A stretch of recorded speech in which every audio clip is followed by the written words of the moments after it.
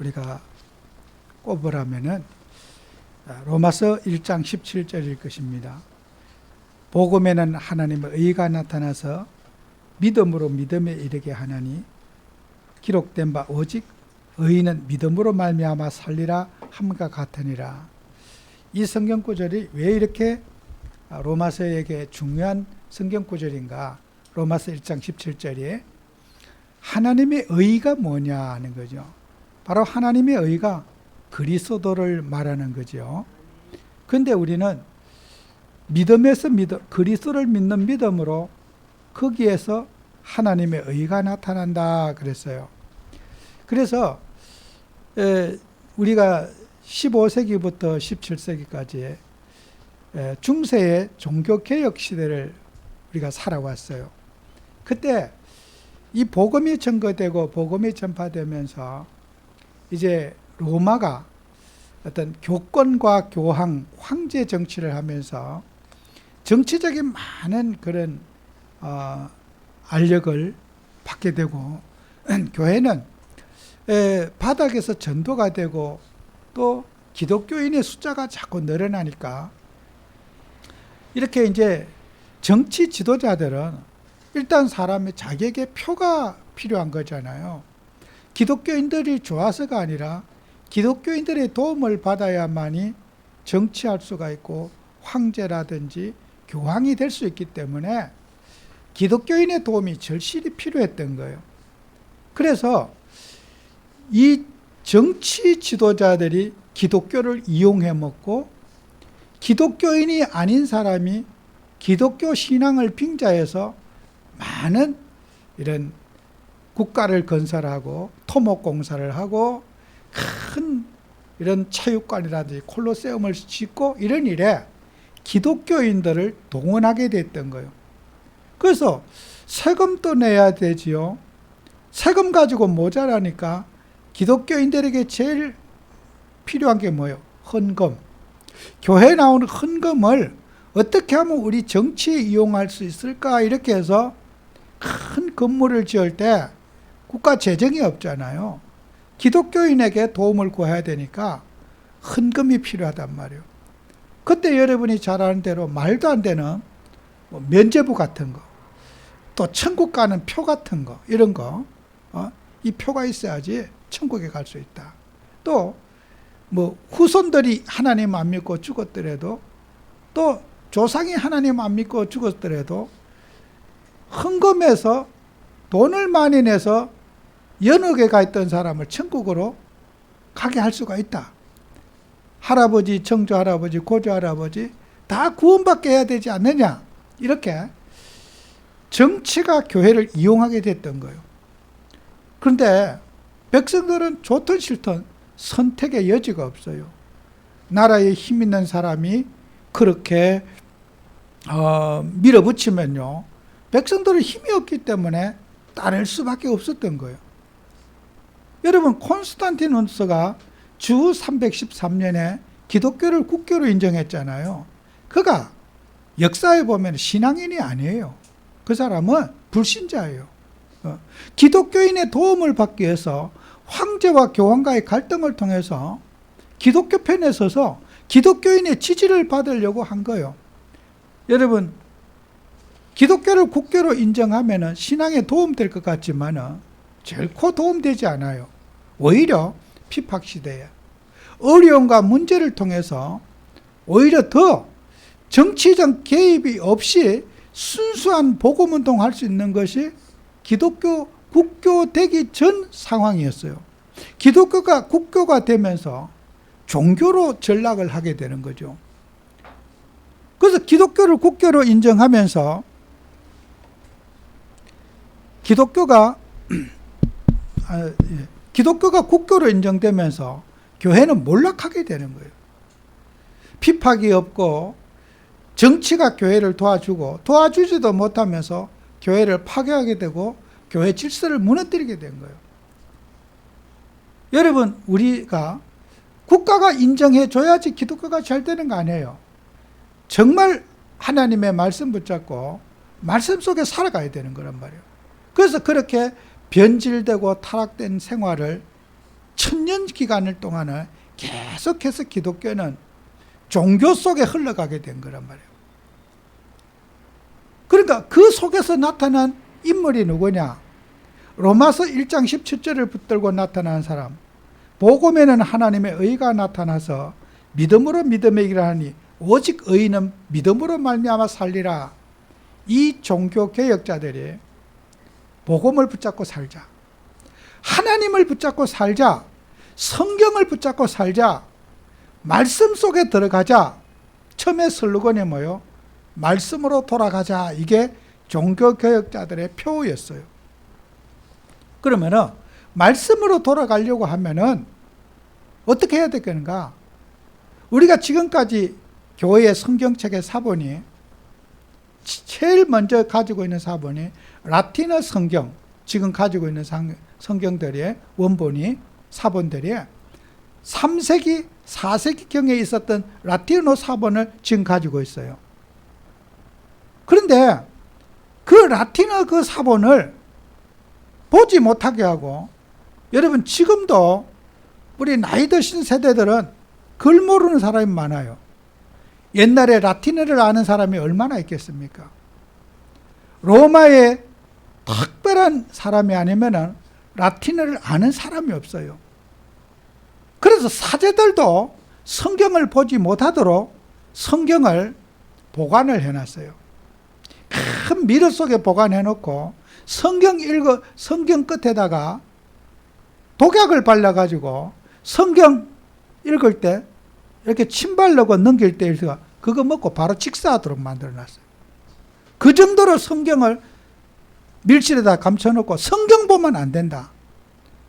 이렇게 성경 못 보도록 번역을 못하게 하고 성경을 만지지도 못하고 사제들, 신부들을 할지라도 성경을 보지 못했어요.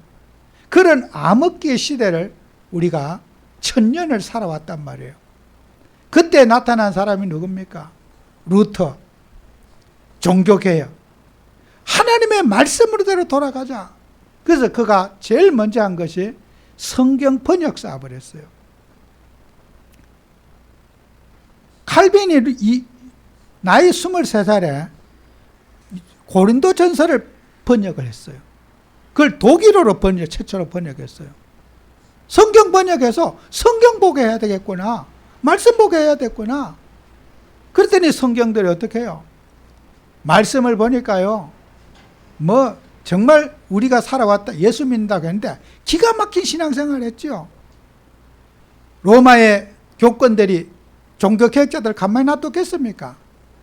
전부 재판 없이 바로 사형시키는 명령을 내린 거예요. 죽이라.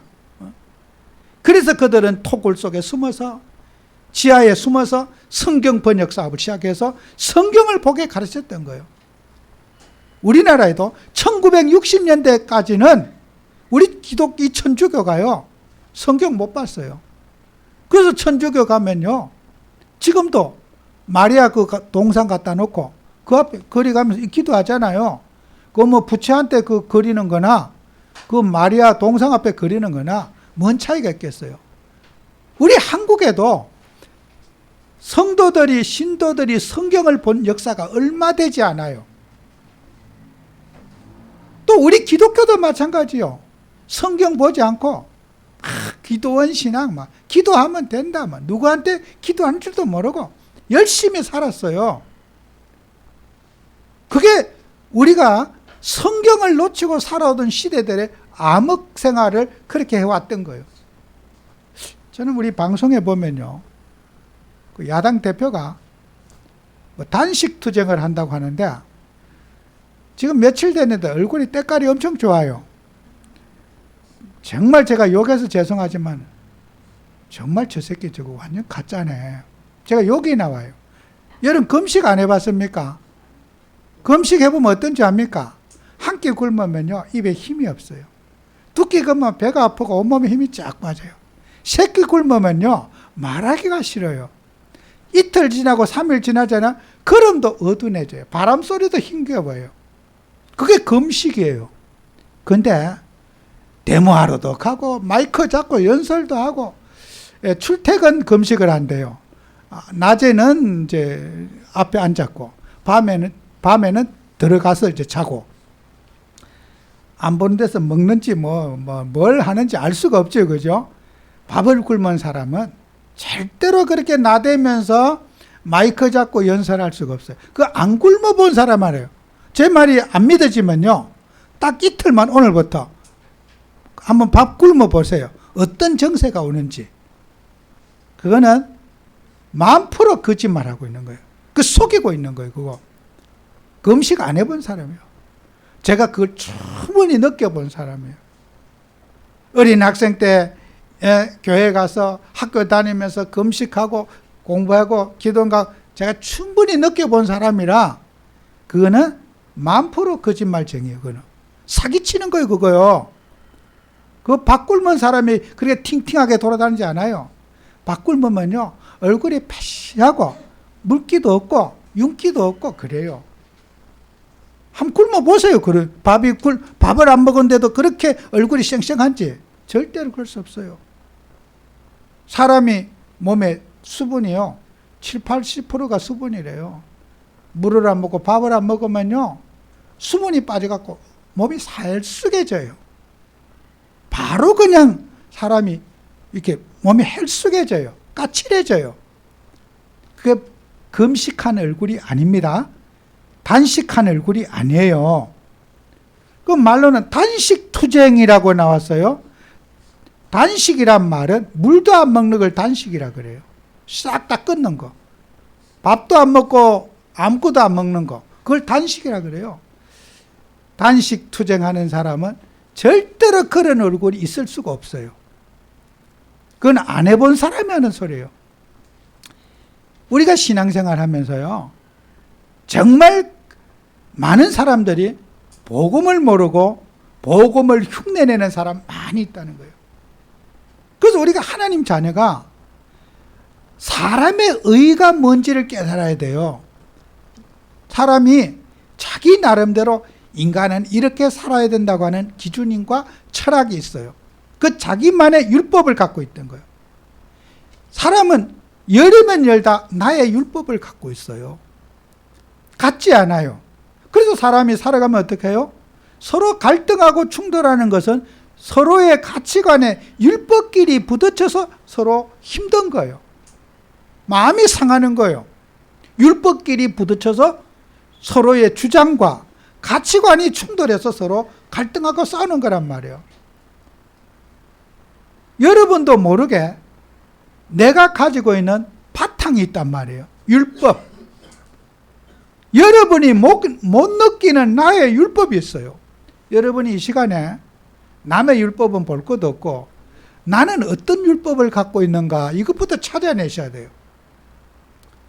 남이 어떻게 저 사람이 고약하다 좋다, 그거는 그 다음 문제고, 우리 신앙인들은 내가 어떤 율법을 갖고 살아가고 있는지 이것부터 여러분이 찾아내셔야 돼요. 나의 율법. 마이크가 안 되네요. 네. 여러분이 하나님을 하면서 우리 자신이 가지고 있는 철학과 율법이 있어요. 바탕이 있단 말이죠. 저에게도 그 율법이 있고 여러분에게도 율법이 있어요. 그 율법 위에 복음이 들어갔기 때문에 항상 복음 가졌는데도 율법에 시달리고 율법에 인간은 갈등한단 말이에요. 그래서 우리가 복음에 뿌리 내린다는 말은 내 자신이 가지고 있는 율법에 그리스도가 돼야 된단 말이에요. 내 자신이 가지고 있는 인생 철학 속에 복음이 들어가야지 이 신앙의 뿌리가 내려지는 거예요. 그러면 여러분이 나의 바탕색을 알지 못하면 어떻게 해요? 복음 가졌는데도 여전히 살면 어떻게 해요? 율법에 못 빠져나오는 거란 말이에요. 내가 가지고 있는 종교의식에 못 빠져나오게 되고 내가 가진 철학 속에 내가 갇혀 있는 거예요. 하나님 자녀가 되었는데도 여전히 몸과 생각과 의식은 율법에서 못 빠져나오고 있단 말이에요.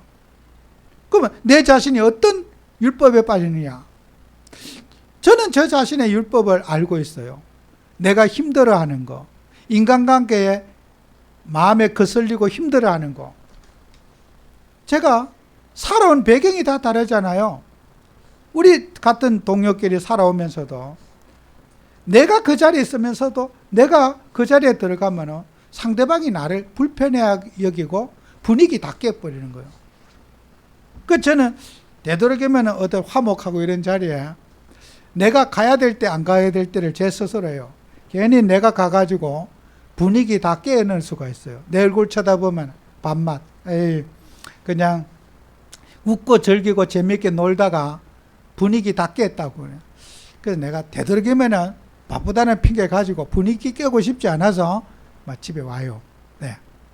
내 없으면 자기들끼리 재미있게 웃기도 하고 즐겁게 잘 노는데 내 얼굴 쳐다보면 분위기 깨져. 조심해야 되지. 저 사람한테 말 조심해야 돼. 이러니까 남을 긴장을 시키게 된단 말이에요. 제가 그걸 알아요. 제 자신이. 같이 어울리고 하면은 뭐 불편하지 않잖아요. 서로 좋잖아요. 내가 그 자리에 있으면서 불편한 거예요. 또 그런 또 저와 같은 성향이 있는 사람이 또 다른 또 불편함을 느낄 수가 있겠죠. 이것은 사람은 누구나 자기가 가진 철학 속에 자기가 가진 율법 속에 인간이 갇혀 있는 거예요. 그래서 사람이 좋다 싫다 그 전부 다 율법인 거예요. 좋아한다는 것도 율법이고 싫어한다는 것도 율법이에요. 여러분, 내가 누구를 좋아한다? 그것 율법이에요. 내가 누구를 싫어한다? 그게 율법이에요. 그래서 여러분과 저는 내 자신 속에 있는 나의 율법을 발견해야지, 나는 이런 것이 사람들과의 관계에 걸림돌이 되고 인간관계가 원만하지 못하고 나는 사람과의 거리가 자꾸 생기는구나. 우리 개개인의 율법 치유를 받으셔야 돼요. 하나님 자녀가. 그래서 우리는 내가 가진 율법이 어떤 율법인가 알아야지 남을 도와줄 수가 있단 말이에요. 그래서 바울도 그런 말 하죠. 빌립보서 3장 4절 9절에 보면은 나도 육체를 신뢰할 만하며 만일 누구든지 다른 이가 육체를 신뢰할 것이 있는 줄 생각하면 나도 더 그러하다. 내가 가진 율법이 내가 남에게 비난받고 또 지금 그리스도를 믿고 나니까 사람들이 나를 미워하고 돌로 죽이려고 그러고 핍박하는데 나 원래 그렇게 돌 맞을 짓을 한 사람이 아니다. 그 말이에요. 내가 너희들에게 미움받을 만한 그런 율법을 가진 사람이 아니다. 너희들과 똑같은 오히려 어떻게 너희들이 나를 존경하면 존경했지 너희들에게 내가 무시받아서 대립적 관계가 되었고 내가 돌 맞을 행동을 해서 이 자리에 있는 게 아니다. 누구보다도 나는 원만하게 자란 사람이다. 난지 8일 만에 할례를 받고 이스라엘 족속이고 베냐민 집하고 히브리인주의 히브리인이고 율법에는 바리새인이요. 내가 그 율법을 지켜 교회를 박해하는 사람들을 죽이기까지 했고 누구보다 모범적인 사람이었다. 유대 공동체 속에 내가 굉장히 원만하고 존경받는 사람이었다. 근데 내가 그리스도를 갖고 나니까 하나님의 의를 붙잡고 나니까 내가 내 자신의 의가 아무것도 아니었더라. 배설물로 되었더라. 하나님의 의를 가지고 나고 그리스도를 발견하고 나니까 내가 내 율법 속에 갇혀 살아왔던 그것이 내가 존경받고 내가 인정받고 자부심을 갖고 살았던 그것이 별거 아니었더라. 배설물이었더라. 버릴 것이었더라. 똥이었더라. 바울의 고백이 빌립보서 3장 4절 9절에 하고 있는 거예요. 내 의는 율법에서 난 의가 아니라 그리스도로 말미암아 난 의다. 이것을 바울이 나는 내 인격 누구보다 너희들에게 치탐받을 그런 인격이 아니었다는 거예요. 율법으로는 죄사함을 받지 못하고 율법으로는 구원의 은혜를 듣고 율법은 뭐라고 했어요? 히브리서 10장 1절에 율법은 장차 좋은 일의 그림자일 뿐이요 참 형상이 아니므로 해마다 늘 드리는 제사로는 나오는 자들은 언제나 온전하게 할 수 없다. 율법으로는 인간이 얻고자 하는 행복을 얻을 수 없다. 죄 문제를 해결할 수 없다. 이것을 바울은 빌립보서 3장에 말하고 있어요. 오늘 우리들도 마찬가지예요. 여러분과 저는 인격에 갇혀서 인격의 기준이 되면은 여러분은 누구나 인격을 갖고 있잖아요. 자신의 인격을 신뢰하지 않는 사람은 이 세상에 아무도 없어요. 자신의 인격 속에 자기가 갇히면 안 돼요. 그죠? 여러분, 이 세상의 모든 신은 뭐요? 인격신을 믿고 있단 말이에요. 그래서 인격의 기준에 안 맞으면은 사람이 이제 거부하는 거란 말이에요. 여러분은 인격 위에 그리스도가 있어야 된단 말이에요. 이런 사람 저런 사람 다 수용하는 게 복음이에요. 수용한다는 말은 그냥 인정해 주는 거예요. 여러분이 살아오면서 사람이 의식을 가지고 영향을 받는 거 다 개개인이 오늘 다 달라요. 같은 사람 없어요. 사람이 왜 갈등합니까? 인격끼리 충돌해서 갈등하는 거예요. 인격끼리 부딪혀서 갈등하는 거지, 인격을 나의 기준에 맞춰서도 안 되고 내가 타인의 인격에 걸려들어서도 안 돼요. 인격을 넘지 않으면 여러분은 신앙생활이 어려워져요. 그래서 저는 개인적으로 예배를 드리거나 또 이렇게 말씀을 전할 때 현장에서 저 사람이 가지고 있는 배경이 된 바탕의 인격이 무엇인가, 저는 그런 걸 아주 관심 있게 보게 돼요. 사람은요, 부모님에게 인격의 영향을 받아요. 가족에게 영향을 받고 환경에 영향을 받아요. 근데 예를 한 딸이 어느 이제 자매님하고 예배드려요. 부모님을 딱 뵙고 나면요, 딸을 이해하는데 굉장히 도움이 되어져요. 그 따님만 보면은 잘 모르겠어, 조심스럽고. 근데 부모님의 말하는 태도 또 어떤 생활 보면 따님하고 참 많이 닮았구나, 그죠? 이 아들하고 참 많이 닮았구나. 그러면은 그 가족들이 가지고 있는 의식은 자식에게 좋든 나쁘든 인격을 물려받을 수밖에 없겠죠. 억양도 그렇고 행동도 그렇고 분명히 사람은 의식을 이어받아요. 그러면은 그 인격은 복음을 가졌든 갖지 않았든 그 인격은 그 사람의 인격이에요. 그 인격 속에 그리스도가 돼야 된단 말이에요. 그 인격을 치유해 주는 것이 인격을 뛰어넘고 초월할 수 있는 복음이 되도록, 복음에 뿌리 내리도록 복음을 사실적으로 여러분이 전달하고 가르치고 그 사람이 복음 누리도록 도와줘야 된단 말이에요. 그러면은 저는 아까도 제가 그런 예를 들지만은 어떤 성공한 분이 정말 복음을 받았어. 근데 제가 이제 그럼 어릴 때 배경, 어릴 때 천주교에 자라고 천주교 수녀님에게 도움을 받고 어떤 천주교 신부님을 사랑하고 그래서 그분의 도움으로 공부도 하고 성공도 해가지고 지금 이제 예수를 믿고 그리스도를 알았단 말이에요. 근데 그 사람은요, 천주교의 배경이 그 인격 속에 뿌리 내려 있는 거예요. 그럼 누구보다도 봉사 잘하고 이웃을 사랑하고 또 우리 자녀들을 돌봐주고 어려운 사람 자기 월급 가지고 잘 도와주니까 신뢰받겠죠. 존경받겠죠. 그런데 그 사람이 과거의 배경이 된 그 인격이 오늘 나타난 것뿐이란 말이에요. 그리스도로 그 사람이 헌신하는 게 아니란 말이에요.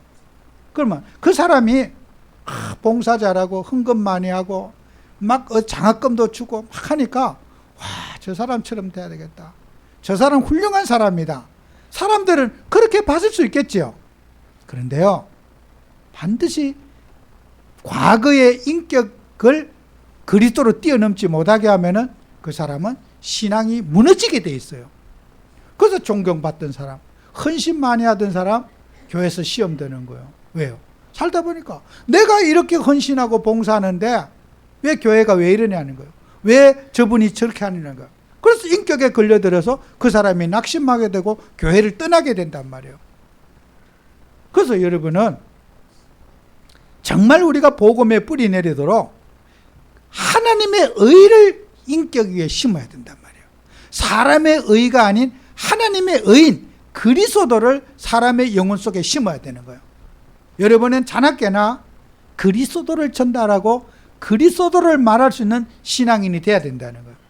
그게 안 되면은 다 일시적인 헌신에 불과하지 어느 날 가면 다 사라지고 없어져요. 왜요? 그 사람 속에 복음의 인격화가 되지 않았기 때문이에요. 그리스도의 인격화가 되지 않으면은 언젠가는 한계가 와서 잘 하던 분이 어느 날 시험 들어서 무너지게 된단 말이에요. 그래서 여러분이 그리스도 뭐예요? 제사장, 선지자, 왕, 이 세 분의 사역이 그들 속에 완전히 뿌리내, 하나님의 의가 그들 속에 뿌리내리도록, 사람의 의가 하나님의 의로 바뀌도록 반복적으로 복음을 심어야 되고 복음을 가르쳐야 돼요. 그래야지 그 사람이 지속할 수 있는 거란 말이에요. 그래서 여러분은 복음에 뿌리내린다는 말이 굉장히 중요해요. 바탕을 바꿔야 돼요. 그 사람의 과거를 바꾸고 과거의 인생의 모든 발판을 그리스도를 반석, 그리스도를 판가리로 해야 되는 거예요. 거듭나게 만들어야 된단 말이에요. 여러분, 하나님 자녀들이 완전히 그 사람의 기초를 그리스도로 놔야 됩니다. 그러면 우리 하나님 자녀의 의가 뭐냔 말이에요. 자, 사람의 의, 나의 가지고 있는 율법, 인격, 내가 어떻게 무슨 일에 힘들어하고 또 사람을 싫어하고 힘들어하는 그거 나의 율법 때문이잖아요. 내 율법을 발견해야 돼요. 저도 제 율법을 알고 있어요. 아, 내가 이런 부분에 힘들어하고 있구나. 내가 이런 부분에 사람들을 굉장히 피곤해하고 있구나. 그걸 저는 저 자신 알고 있어요.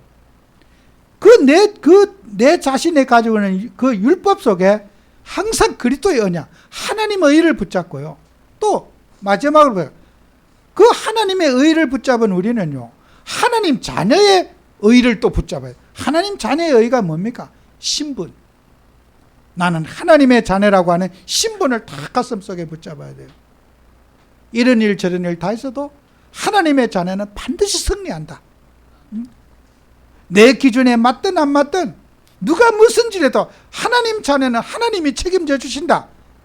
이 언약을 붙잡는, 신분을 붙잡는 믿음이 있어야 되는 거예요. 여러분, 우리는 많은 사람들이 신분의 소중함을 놓치게 됩니다. 신분을 붙잡을 때 하나님의 보호와 하나님의 축복이 있는 거예요. 여러분, 신분의 축복을 알아야 돼요. 신분이 확실했을 때 기도를 누리지 않겠습니까? 아니, 내가 우리 아버지가 있어요. 어려움이 있어요. 갓난아기가 엄마만 찾으면 해결되듯이 어떤 문제와 갈등도 해서 신분을 누리는 자가 기도하지 않습니까? 아버지 도와주세요. 아버지 나에게 인도해 주세요. 아버지 책임져 주세요. 아버지가 기다리던 듯이 도와줄 거 아닙니까? 여러분은 항상 신분을 붙잡아야 돼요. 신분이 붙잡아진 것만큼 기도의 누림이 되고 하나님의 성령의 역사가 신분 누리는 것만큼 해결되는 거예요. 여러분, 신분의 응답을 받으시기 바랍니다. 그 신분 가지고만 있지 말고 사용해야 돼요. 여러분을 불안해하게 하고 여러분을 막 간첩이니 그러면요, 주민등록증만 딱 꺼내 보이면 안 돼. 야, 나 대한민국 사람이야. 응? 뭐 외국에 가서도 여러분 불법 체류자야. 그렇게 잡아. 여권 꺼내서 보여주면 돼요. 나 정상적인 신분 가지고 있어. 신분 붙잡을 때 사단 마귀 귀신은 떠나가게 되는 거예요. 신분 붙잡을 때 사탄은 여러분을 절대로 건들 수가 없어요. 신분 놓칠 때 불안과 염려와 갈등과 공포가 오는 거예요. 신분 붙잡을 때 흑암은 끊어지게 되어 있습니다.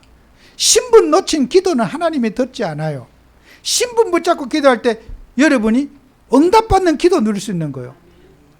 우리가 기도 응답이 당연한 거 아니겠습니까? 기도가 왜 어렵습니까? 신분이 안 붙잡아지는 거야. 뭔 하나님이 나 같은 사람 기도해서 응답 주겠어? 아유, 목사님이나 기도해 주셔야 되지. 나는 기도해도 하나님이 안 들어주셔. 그것은요, 신분을 누리지 못해서 그래요. 여러분이 누구든지 나는 하나님의 자녀라는 신분 붙잡고 여러분이 틀린 걸 기도해도 우리 아버지는 좋은 거 주셔요.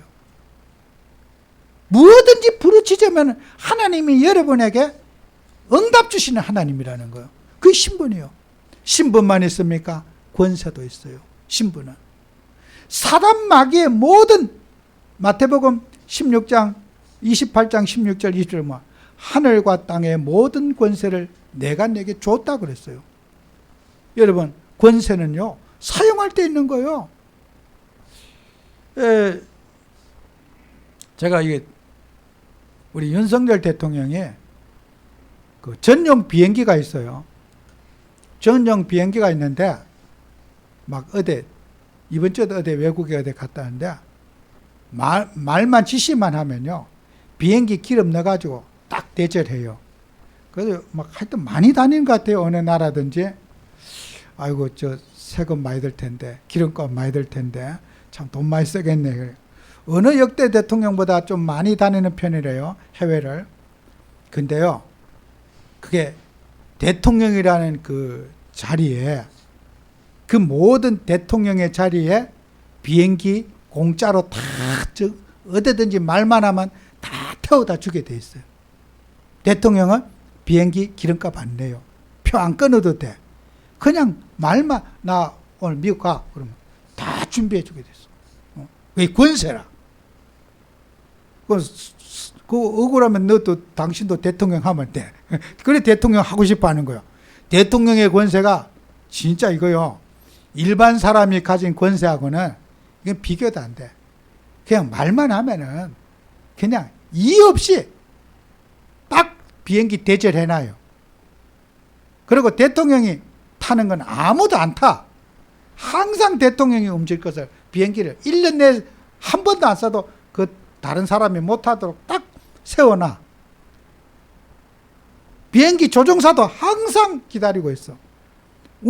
비행기 운행 안 해도 월급 다 나와. 대통령과 관계된 그 조종사 1년에 뭐 한 2번만 해외 갔다 와서 1년치 월급 다 나와.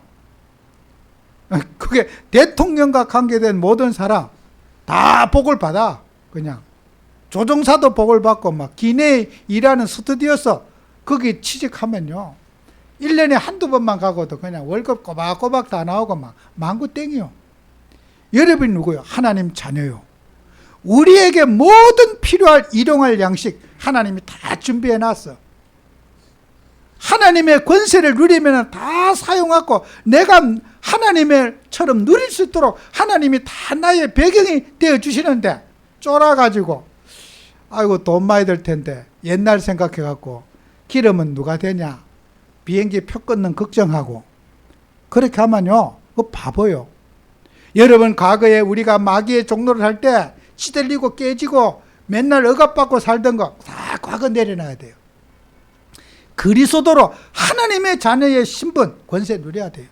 하늘과 땅의 모든 권세를 내가 내게 줬다 그랬는데 우리가 그 받은 줄 권세 받은 줄도 모르고 아이고 우리가 어떻게 살았는데 우리가 힘들게 살았으니까 힘들게 살아야지 과거가 우리 인생의 발목을 잡는 거예요.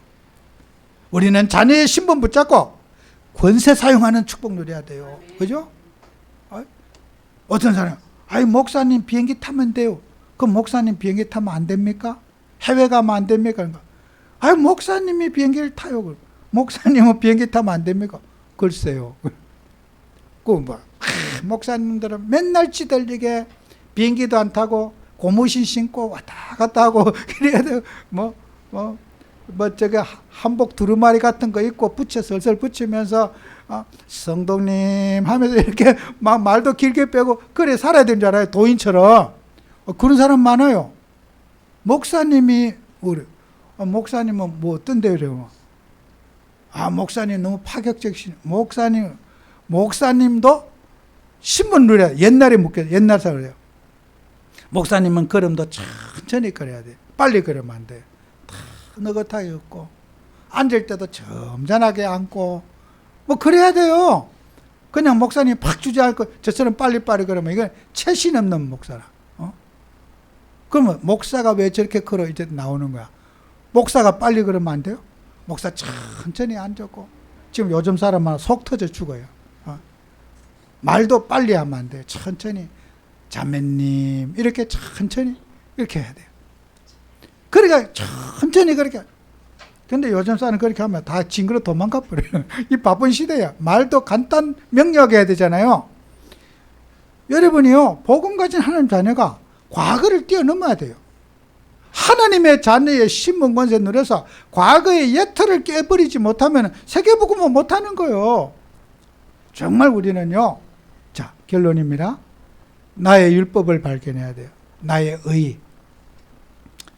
다른 사람의 의가 아니라 내가 무엇을 주장하고 사는지 나의 의를 발견하고, 하나님의 의인 그리스도를 발견하고, 하나님 자녀의 의인 자녀의 신분과 권세를 다 붙잡는 그 세 가지 응답을 여러분이 반드시 이번 주 받아야 돼요.